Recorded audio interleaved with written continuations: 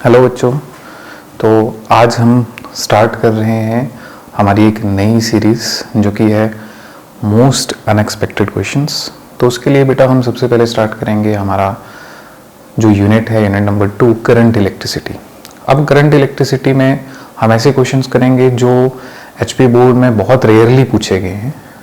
ठीक है, तो चलो स्टार्ट करते हैं। मोस्टली हम आज के लेक्चर में 1, 2 या 3 क्वेश्चंस ट्राई करेंगे करने की। ठीक है, तो हमारा पहला क्वेश्चन है जो एचपी बोर्ड में आपको पूछा गया है, that is what do you mean by specific resistance. या स्पेसिफिक रेजिस्टेंस आपको पता है उसका दूसरा नाम हम रेजिस्टिविटी भी कहते हैं। ठीक है, और साथ में पूछा गया है also derive R is equal to ml upon ne square into tau। ये क्वेश्चन 3 मार्क्स में आपको बोर्ड्स में पूछा गया है। 2019 में ये क्वेश्चन आया था। तो इस क्वेश्चन के आने के चांसेस हैं हमारे पास। अब हम डिस्कस करेंगे इसको।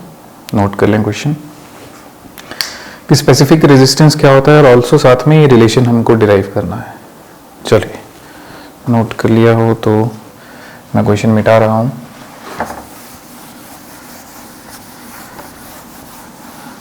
चलो देखते हैं स्पेसिफिक रेजिस्टेंस। पहले हमें उसको डिफाइन करना है। तो स्पेसिफिक रेजिस्टेंस बेटा उसको दूसरा नाम हम रेजिस्टिविटी भी कहते हैं, या तो स्पेसिफिक रेजिस्टेंस कह दो या रेजिस्टिविटी कह दो। और रेजिस्टिविटी आपको पता है हम उसको रो से रिप्रेजेंट करेंगे। तो एक तो इसके लिए हमारे पास बेसिक सा फॉर्मूला है कि आपको पता है रेजिस्टेंस किन किन फैक्टर्स के ऊपर डिपेंड करता है। वो फॉर्मूला आ जाता है R is equal to rho L by A. ठीक है, यहाँ से रो क्या आ जाएगा, it is RA upon L। तो ये हमारे पास स्पेसिफिक रेजिस्टेंस आ जाएगी। साथ में आपके पास पूछा गया होगा कि इसका आपको यूनिट भी बतानी है। तो यूनिट बेटा इसकी हम निकाल सकते हैं। देखो यूनिट क्या आ जाएगी, रेजिस्टेंस की यूनिट आ जाती है हमारे पास ओहम, एरिया की unit metre square, divided by length की यूनिट होती है मीटर। तो यूनिट हमारे पास बचेगी इसकी ओहम मीटर। ठीक है, डायमेंशनल फॉर्मूला पूछा जाएगा तो हम निकाल सकते हैं रेजिस्टेंस का। ठीक है, और साथ में मीटर से हम जो मीटर हमारे पास बेसिकली लेंथ के डायमेंशंस आ जाएंगे, तो वो हम यूज करके इसका डायमेंशन फॉर्मूला भी निकाल सकते हैं। अब बात की है हमें कि हमें वो रिलेशन भी डिराइव करना है साथ में। ठीक है, अब उस रिलेशन को कैसे डिराइव करेंगे, चलो देखते हैं। तो बेटा रिलेशन को डिराइव करने के लिए आपको कुछ पर्टिकुलर फॉर्मूलाज याद रखने पड़ेंगे इसी चैप्टर में। जैसे कि स्टार्ट करेंगे हम कहाँ से कि वी नो डैट, अब 3 मार्क्स में है तो थोड़ा सा लिखना पड़ेगा कि relation between current and drift velocity. Current और ड्रिफ्ट वेलोसिटी का जो रिलेशन है, अब करंट और ड्रिफ्ट वेलोसिटी का relation is given by, current और ड्रिफ्ट वेलोसिटी का रिलेशन है I is equal to NEA into drift velocity. तो ये हमारे पास करंट और ड्रिफ्ट वेलोसिटी का रिलेशन आ गया। ठीक है, अब ड्रिफ्ट वेलोसिटी का अपना भी एक फॉर्मूला है। अब ये डेरिवेशन जो है ना बेटा, अगर आपको फॉर्मूलाज आते हैं तो ये बहुत इजी डेरिवेशन है। तो ड्रिफ्ट वेलोसिटी का मैग्नीट्यूड में फॉर्मूला रहता है E, capital E electric field into tau upon M। Tau relaxation time, M मास आ जाता है। इसको सेकेंड इक्वेशन मैंने मान लिया। ऑल्सो E इलेक्ट्रिक फील्ड, जिसको हम डाइलेक्ट्रिक स्ट्रेंथ भी कहते हैं। अगर मुझे डाइलेक्ट्रिक स्ट्रेंथ पता करनी हो तो उसके लिए एक फॉर्मूला रहता है कैपेसिटर वाले। आपने यूनिट नंबर 1 में ये देखा भी होगा कि इलेक्ट्रिक फील्ड या डाइलेक्ट्रिक स्ट्रेंथ की टर्म्स में हमें बताना हो तो E is equal to V upon L। तो लिखेंगे पुटिंग 3 इन 2, E की वैल्यू यहां पे पुट कर दिया तो देखो क्या आ जाएगा, VD is equal to E into V upon L into M into tau. ये आ गई हमारे पास 4th इक्वेशन। और अब इस ड्रिफ्ट वेलोसिटी की वैल्यू को लेंगे और इक्वेशन नंबर 1 में पुट कर देंगे। ठीक है, तो क्या आ जाएगा, मैं यहाँ साइड में लिख रहा हूँ। देखो ड्रिफ्ट, अब हमारे पास इक्वेशन 1 क्या बन जाएगी, इक्वेशन 1 बिकम्स, यह आ जाएगा I is equal to N E A, drift velocity ये आ गई, E into V tau upon M into L, L into M, M into L, जो मर्जी आप लिखना चाहें। E इंटू ई हो गया हमारे पास N E square A V into tau upon M into L. ठीक है, और देखो v यहाँ पे, देखो बेटा यहाँ पे मल्टीप्लाई में है, मुझे रिलेशन बनाना है वो, तो v मल्टीप्लाई में दूसरी तक जाके डिवाइड हो गया, तो आ गया I upon V is equal to N E square A into tau upon M L. अब लास्ट में रेसिप्रोकल ले लेंगे, अपोजिट कर देंगे। आप लिख भी सकते हैं कि taking reciprocal on both sides. तो अगर मैं इसको रेसिप्रोकल लूँ तो बेटा ये कुछ इस तरह से बन जाएगा, N E square A tau upon M into L. What is V upon I, वो हमें पता है, वो रेजिस्टेंस होता है।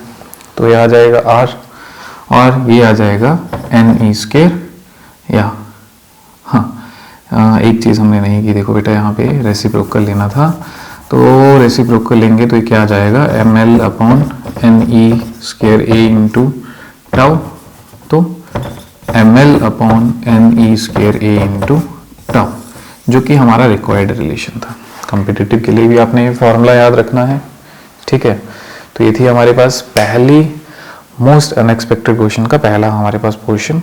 ठीक है जी, तो याद रखनी है डेरिवेशन। बेसिकली आपके जो सिंपल फार्मूलाज हैं, सिंपल जो इक्वेशंस हैं, वो आपको करंट इलेक्ट्रिसिटी की अगर याद हैं, स्टार्टिंग के रिलेशंस याद हैं, तो ये डेरिवेशन सिंपल है। हाँ, यही क्वेश्चन शॉर्ट तरीके से हम और छोटा कर सकते थे, लेकिन बेटा अगर 3 मार्क्स में डेरिवेशन पूछी है तो एग्जामिनर को कंटेंट चाहिए थोड़ा सा, तो उसके लिए ये थोड़ा सा आपको डिटेल में लिखना पड़ेगा।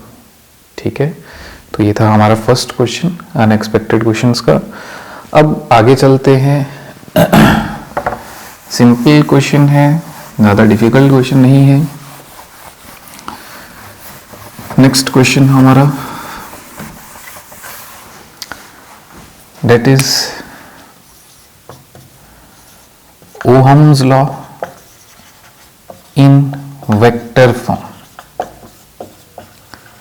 Ohm's law in vector form, ठीक है, या ऐसे भी पूछा जा सकता है, derive J vector is equal to sigma into E vector. दोनों तरह से ये क्वेश्चन पूछा जा सकता है। चलो डिस्कस करते हैं, तो क्या है ये question, Ohm's law in vector form, derive J vector is equal to sigma E vector. Note कर लें क्वेश्चन, इजी सा क्वेश्चन है। अब Ohm's law, basic Ohm law जो होता है वो तो सभी को पता है। ठीक है, V is equal to I R, वही उसका हम यूज करेंगे। किन किन फैक्टर्स के ऊपर रेजिस्टेंस डिपेंड करता है वो हम करेंगे, लेकिन देखेंगे what is this J here, ये J के बारे में भी हम देखेंगे, J होता क्या है। तो this J is called as current density. ठीक है, और करंट डेंसिटी का फॉर्मूला भी आपने याद रखना है, इट इज I अपॉन ए। ठीक है, अगर मैं वेक्टर फॉर्म में लिखूं तो वेक्टर फॉर्म में कुछ इस तरह से आ जाता है, ना करंट को क्यों कर रहे हैं vector, it is a scalar quantity, तो ये कुछ इस तरह से भी फॉर्मूला आ जाता है। ठीक है, ये भी आपने कॉम्पिटिटिव्स के लिए याद रखना है, और जो हमने इसमें डिराइव करने के लिए यूज करना है वो याद रखना है कि इस फॉर्मूला का हम यूज करेंगे। तो ये थोड़ा सा माइंड में रखना है, करंट डेंसिटी का फॉर्मूला। तो अब हम डेरिवेशन पे आते हैं। बेटा 3 मार्क्स में ये क्वेश्चन पूछा गया था, ये भी, या पूछा जा सकता है, अगर नहीं पूछा गया तो पूछा जा सकता है। चलो तो स्टार्ट करते हैं। अच्छा, अब 20 क्वेश्चन को 3 मार्क्स में आ रहा है, हम इसकी इतनी छोटी डेरिवेशन है कि ये 2 नंबर में भी नहीं लिखता है, तो इसको 3 मार्क्स में कैसे बनाएं। डायग्राम ऐड कर देनी है बेटा आपने। तो एक कंडक्टर लेना है, ये सपोज एक कंडक्टर या एक वायर है जिसकी लेंथ हमने L मान ली, जिसका क्रॉस सेक्शनल एरिया हमने A मान लिया। इसको एक बैटरी से हमने कनेक्ट कर दिया, एक्सटर्नल वोल्टेज से हमने कनेक्ट कर दिया। ठीक है जी, तो ये आ गई हमारे पास की, ये आ गई बैटरी। सपोज यहाँ पे पोटेंशियल V है, बैटरी से पोटेंशियल हमें V मिल रहा है, इलेक्ट्रिक फील्ड जो इसके अक्रॉस सप्लाई हो रही है वो E आ गई, और बीच में इलेक्ट्रॉन्स हैं वो ड्रिफ्ट बैक हो रहे हैं, उनकी drift velocity V subscript D हमने ले ली। ये छोटा सा एक डायग्राम ऐड कर देंगे। अब डायग्राम ऐड करने के साथ साथ बेटा उसकी कंस्ट्रक्शन भी लिखनी है, तो कंस्ट्रक्शन में जो जो चीजें हमने ली वो हम लिख देंगे, ठीक है। जैसे मान लिया कंसीडर ए कंडक्टर, वायर लिखनी है वायर भी लिख सकते हैं, having length L and cross sectional area capital A is connected across a battery full stop such that potential V is applied across the ends of conductor and E is the electric field। जैसे आपको normal language में लगे आप वैसे लिख सकते हैं, जरूरी नहीं यही फॉलो करना है। हाँ, बस एक चीज ध्यान देनी है कि जो आपने डायग्राम लिखी है वही चीज आपने लिखनी है, तो कंसिडर करके या लेटेस्ट टेक ऐसे करके आप कंस्ट्रक्शन लिख सकते हैं। चलो इतना नोट कर लिया, इतना नोट कर लिया, आगे चलें। ठीक है, नोट कर लें, ठीक है जी। तो अब इसकी डेरिवेशन पे आते हैं, बहुत इजी, बहुत बेसिक सी डेरिवेशन।